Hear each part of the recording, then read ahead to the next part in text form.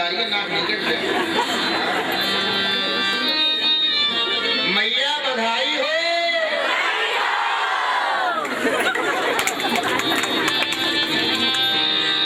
समुदाय इनका ज्यादा है। अच्छा वैसे जोर आप लगाओगे तो आप भी कमजोर नहीं हो किसी से। हाँ, किसी काम में कम पड़ते हो क्या? फिर यहाँ कैसे? अरे आप ही काफी हो। जोर लगा के बाबा बधाई हो। अब बराबर 95 वर्ष की बूढ़ी मैया लठिया टेकती टेकती आई और ग्वाल वालों को बधाई हो कहते। भाई देखो तो याने जोर से पूछी काहे को हल्ला है। और जैसे ही बूढ़ी मैया ने कही काहे को हल्ला है तो एक ब्रजवासी मालूम क्या किया, वाने बहुत बड़ी परात ली। परात में 500 ग्राम के माखन के गोला बनाए, में मिश्री पीस के मिलाई। और जो कोई नया व्यक्ति आवे ना बधाई देवे, भाई 95 वर्ष की बूढ़ी मैया ने पूछी काहे को हल्ला है। और जैसे मैया को मोड़ो फटो, ब्रजवासी ने वो गोला माखन को तक के मारो। अब मैया के मोड़े में है कि सटाक पटाक सो पेट में सुधार गए। तो पहले तो डोकरी ने अपना पूरा मोड़ो चाटो जीव सो, मुंह चाट के बोली अरे जी काहे को हल्ला है। ब्रजवासी बोले डोकरी तेरो मोड़ो मीठो है गयो तो पतो नहीं चली। अरे नंद के लाला भयो है। बूढ़ी मैया बोली ऐसे लाला रोज उन्होंने और रोज हमें माखन मिश्री खाए देती। बोलो नंद की लाला। 6 महीने तक उत्सव मनाया गया नंद रानी के आंगन में। 6 दिन जब बीतने को आई तो नंद बाबा को याद आई कि मुझे वार्षिक कर देने के लिए जाना है मथुरा में राजा कंस को। पहले के समय में ऐसे विधान था कि छोटे छोटे जो राजा होते थे ना, वो बड़े राजा के यहाँ वार्षिक कर देने के लिए जाते थे। आज भी देखते हैं जिसे इनकम टैक्स बोलते हैं। प्रेम से बोलो राधे राधे। फर्क इतना है, पहले राजाओं को देना पड़ता था, आजकल प्रजा को भी देना पड़ता है। बाबा को याद आई, बाबा ने ग्वाल लाला की सुरक्षा में छोड़े, बाबा मथुरा को प्रस्थान कर गए।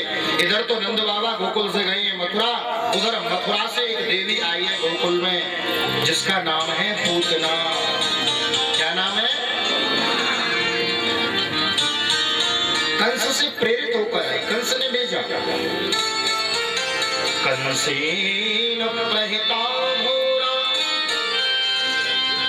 पूतना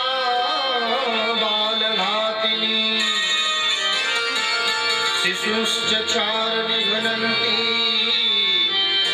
पुरग्राम व्रजादिषु। पूतना आई है मथुरा से गोकुल में। कन्हैया 6 दिन के हैं। ऐसा कहते हैं बालक जब 6 दिन का होता है तो उसका छठी पूजन होता है, भय माता आती है भाग्य लिखने के लिए। विधात्री को आना था भाग्य लिखने के लिए नहीं, भाग्य लिखने के लिए विधात्री को आना था। विधात्री तो आई नहीं, धात्री आई है भाग्य लेखन के लिए नहीं, मिटाने के लिए। कालकूट नाम का विष लगाकर आई है इस कनों पर। प्रत्येक गांव में जाती है, ब्रज के गांव में छोटे छोटे बालक जिन्होंने अभी जन्म लिया है अथवा जो लेने वाले हैं, विष पिलाकर मार के चली जाती है। गोकुल में पहुंची, 10-12 गोपियों की टोली जा रही, गाती गाती नंद के आनंद में जय कन्हैया। पूतना ने सोची देखो कौन के पूत की बधाई जा रही है, क्योंकि मेरा नाम है पूतना। सम्मिलित है गई और जाए के जैसे नंद रानी के आंगन में पहुंची, समस्त ब्रज गोपियों ने नंद रानी यशोदा को प्रणाम किया। मैया पामन लगे। अच्छा हमारे यहाँ जब कोई बहू सास के पैर छूती है ना, तो केवल एक बार ऐसे पैर छू लिया हो गया काम, ऐसे नहीं। घुटने से नीचे नीचे का जो भाग है, पिंडली जिसको बोलते हैं, कम से कम 1 मिनट तक दबाती है बहू। मैया पावन लगे, मैया पावन ऐसे दबाती है। पर जो सास होती है ना, बहुत ढेर सारे आशीर्वाद देती है, बेटा हो जाए, बढ़िया हो जाए, ये हो जाए। जब तक दबाती रहे तब तक आशीर्वाद मिलता रहता है। जब कितनी बढ़िया व्यवस्था है। एक बार छुओ तो एक आशीर्वाद मिलेगा और मिनट भर छूते ही रहो, मिलते ही रहेंगे। प्रेम से बोलो जय श्री कृष्ण। मैया सबको पहचान गई, पूतना को ना पहचान पाई। बोली बहन मैंने तो कुछ देखे नहीं, कौन है? पूतना बोली अब हमें क्यों पहचानोगी, बड़े गोप की गोप बहू हो ना। मुझको तो पता चली आपके यहाँ लाला को जन्म भयो है, आशीर्वाद देवे की ताई आई हूँ। मैया बोली खूब आशीर्वाद दो, मेरो लाला ना है तुम्हारो ही लाला है। मैया को नाम है यशोदा। क्या नाम है? यशोदा। यशोदा किसे कहते हैं? यशम ददाती इति यशोदा, जो काम तो करे स्वयं और यश दे दे सामने वाले को। अजी आप ही की कृपा से हुआ है, उसका नाम यशोदा। अच्छा हम आप क्या करते हैं? काम तो करवाते हैं लोगों से, कहते हैं हमने किया, यश अपने आप हमने किया। लेकिन जो कहते हैं ना हम उनके यहाँ भगवान नहीं आते। भगवान तो उनके यहाँ आते हैं जो दूसरों को यश प्रदान करते हैं। तुम्हारा ही है। यशोदा मैया कहती है मेरो लाला ना है, ये तो आपके आशीर्वाद से प्राप्त हुए हैं, आप ही को लाला है। खूब आशीर्वाद दो। मेरे घर में कुछ अतिथि आए हुए हैं, मैं उन अतिथि को सत्कार जाए करूँ। मैया पूतना को लाला के पास में छोड़ के चली गई। 6 दिन के कृष्ण कन्हैया अभी तक तो क्रीड़ा कर रहे, खेल रहे, लेकिन जैसे ही पूतना मौसी जी आई, पूतना ने घूंघट लगा रखा था 1.5 हाथ लंबा। हमारे ब्रज में घूंघट की बड़ी प्रथा है। बूढ़ी बूढ़ी मैया होंगी ना, अब वो अपने मायके में होगी। कहाँ होगी? मायके में। और मायके में उस बूढ़ी मैया का खसम यदि पति आ जाए तो सिर उगाड़ के नहीं घूमेगी, घूंघट मार के घूमेगी। ऐसी प्रथा है। अभी तक पूतना ने घूंघट लगा रखा था, लेकिन जब कृष्ण के पास में आई और जैसे ही घूंघट हटा के कन्हैया को देखा तो 6 दिन के कृष्ण कन्हैया ने छोटे छोटे नेत्र बंद कर लिए, आंखें बंद कर। प्रश्न होता है कृष्ण ने आंखें बंद क्यों की? अलग अलग ऋषि मुनि अलग अलग भाव बताते हैं। आइए 2-4 भावों का दर्शन हम भी यहाँ कर लें। प्रथम भाव तो यह मिश्री और माखन मिश्री अभी मिला नहीं, मौसी जी विष पिलाने आ गई। और विष पीने का हमें तो अभ्यास है नहीं। हाँ भोले बाबा को विष पीने का अभ्यास है, तो मानो कन्हैया ने आंखें बंद करके भोले बाबा का ध्यान किया हो। हे चंद्रमौलेश्वर भूत भावन, मेरे हृदय में आके विराज जाओ ना, इसका दूध मैं पी लूंगा, विष आप पी लेगा। मानो भगवान शंकर का आवाहन करने के लिए कन्हैया ने नेत्र बंद किए। अथवा दूसरा कारण, भगवान के नेत्रों में सूर्य और चंद्र लोक का वास है। सूर्य चंद्र ने सोचा कृष्ण के द्वारा जिसका अवतार होता है वो तो अच्छे लोक में जाता है, और ये पूतना तो बाल घातनी, इसे अपने लोक में हम आने नहीं देंगे। तो मानो सूर्य चंद्र ने अपने लोक के द्वार बंद कर लिए। तीसरा कारण बताते हुए कहते हैं गोविंद मन में विचार करते हैं कि ये मौसी जी हमें आई है मारने के लिए, विष पिलाएंगी, मारेंगी, लेकिन काम तो वो करेंगी जो एक मैया करती है। मुझे गोदी में लेगी, आंचल में अपना स्तनपान कराएगी, माँ की तरह स्तनपान कराएगी। तो ऐसे माता की गति प्रदान करो, क्यों ना माँ की गति प्रदान करो। इसलिए मानो कन्हैया ने नेत्र बंद कर लिए। अनेक भाव बताते हैं ऋषि मुनि। पूतना ने घूंघट हटाया, दाईं ओर देखा, बाईं ओर देखा, किसी को पास में न पाकर कन्हैया को गोदी में ले लिया है, आंचल में ढक लिया है। जैसे प्राकृतिक माँ अपने बालक को स्तनपान कराती है, ऐसे पूतना ने गोदी में लेके आंचल में ढक लिया है गोविंद को, और अपना विष लगा हुआ स्तन कृष्ण के मुख में दे दिया है। और जैसे प्राकृतिक बालक अपनी माँ का स्तनपान करता है ना, कन्हैया एक हाथ से स्तन पकड़ के उसका दुग्ध पान कर रहे हैं मुग्ध भाव से, और दूसरे हाथ से पूतना का आंचल पकड़ रखा है, जैसे कोई प्राकृतिक बालक अपनी माँ का दूध पी रहा हो।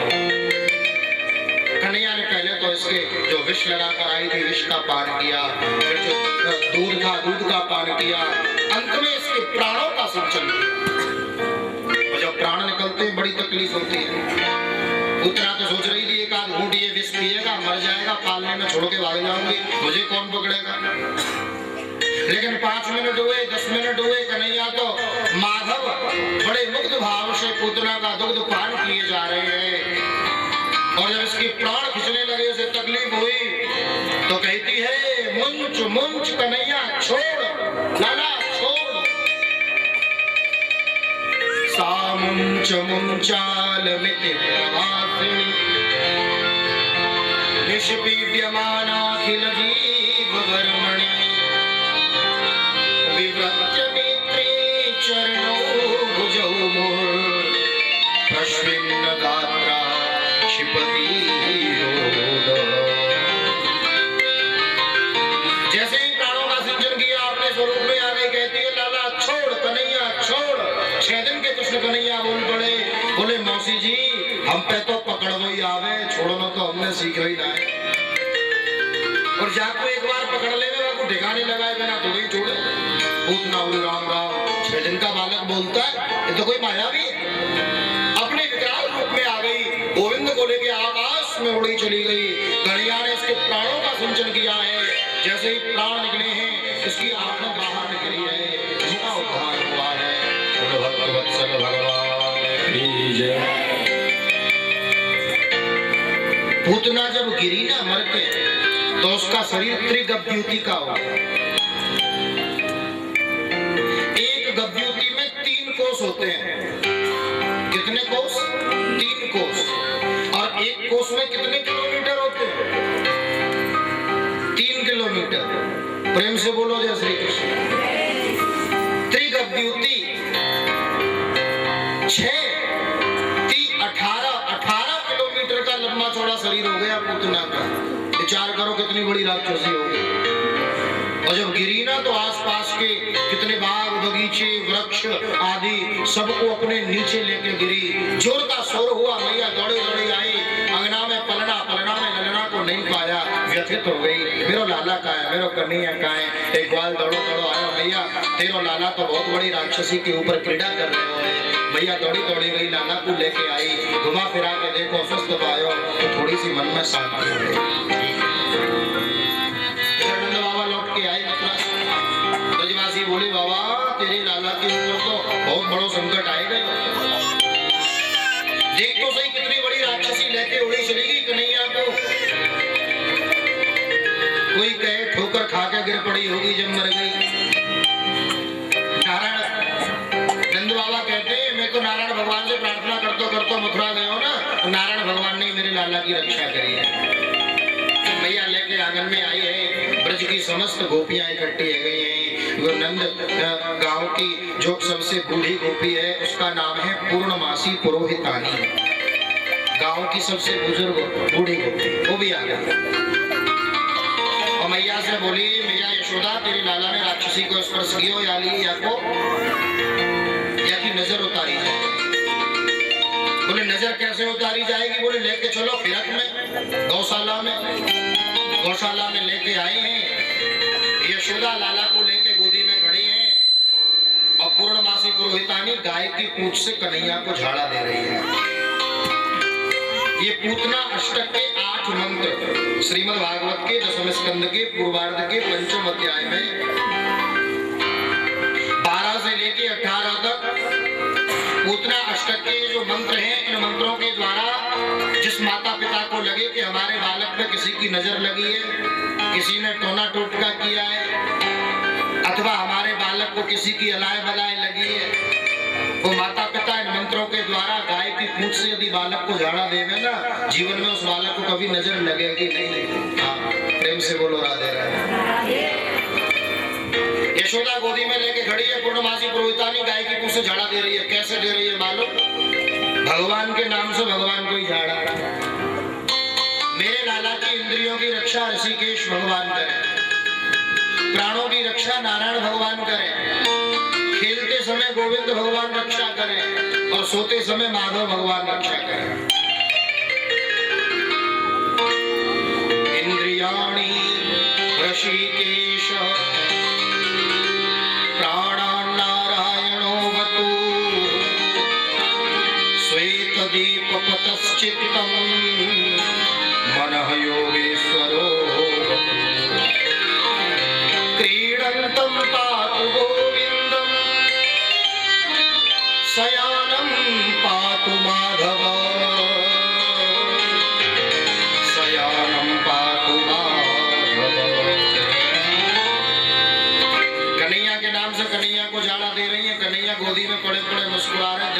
बूढ़ी बूढ़ी माताओं को हमारे नाम से हमको ही झाड़ा दे रही हैं। प्रेम से बोलो जय श्री कृष्ण।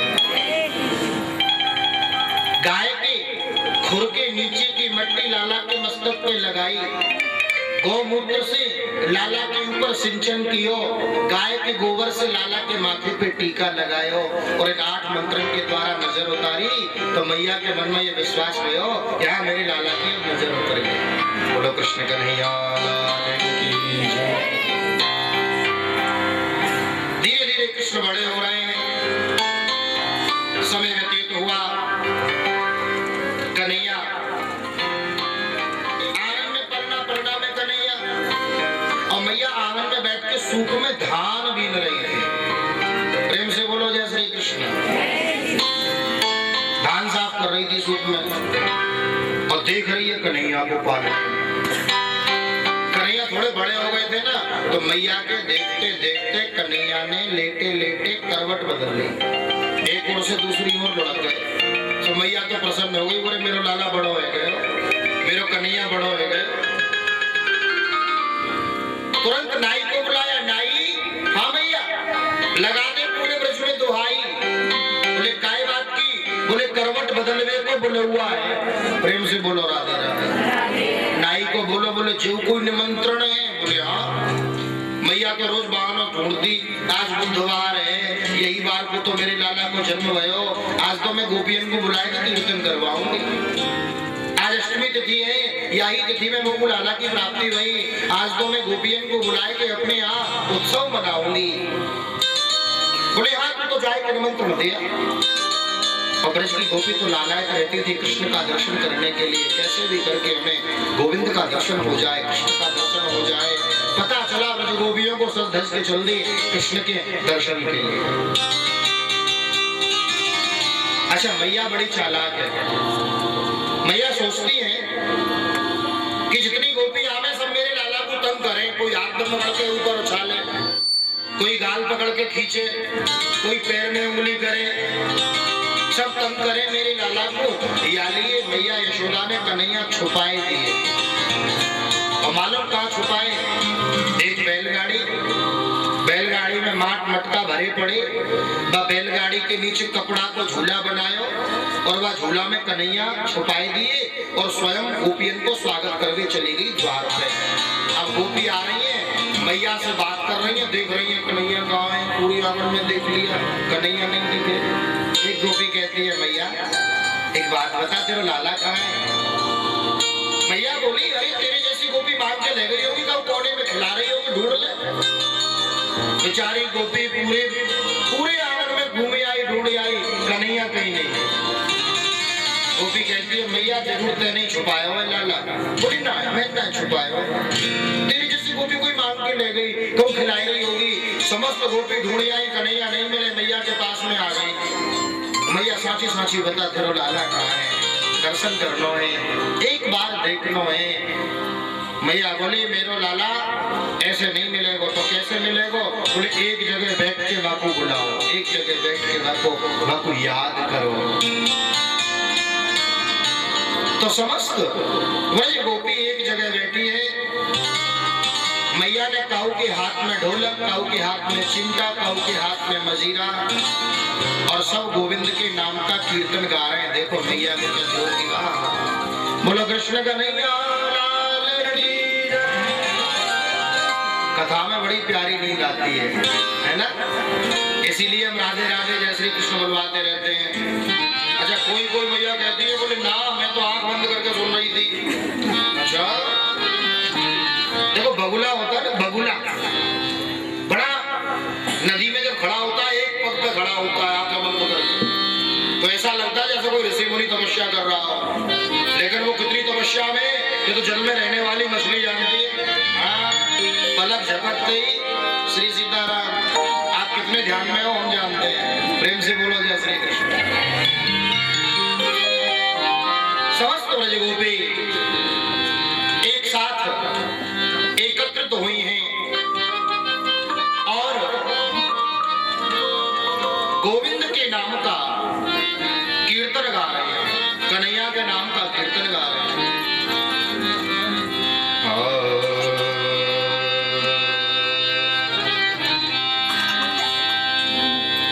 समस्त ब्रज गोपी कहती है मैया तेरो लाला बड़ो टेढ़ो है, हर बात निराली है इसकी, हर बात बस की टिकट पे कितना स्नेह हम तेरे लाला से करते हैं बता नहीं सकते। आइए सभी मिलजुल कर प्रेम से कृष्ण के नाम का कीर्तन गाएं।